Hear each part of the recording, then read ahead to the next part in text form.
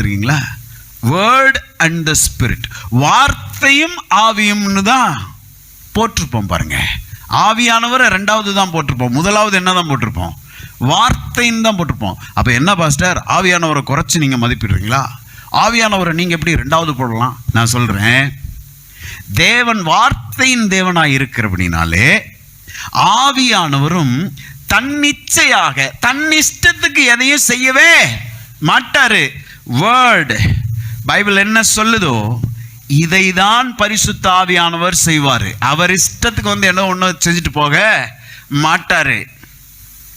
வார்த்தையின்படி செய்கிற ஆவியானவர், நல்லா கவனிச்சுக்கோங்க, வார்த்தையை கூட்டியும் ஆவியானவர் செய்ய மாட்டாரு, வார்த்தைக்கு குறைச்சும் அவர் செய்ய மாட்டாரு. எக்ஸாக்டா கர்த்தருடைய வார்த்தை என்ன சொல்லுகிறதோ அதன்படி செய்கிறவராய் இருக்கிறார். அப்ப அதனாலதான் வேர்ட் அண்ட் த ஸ்பிரிட். ஒரு சபை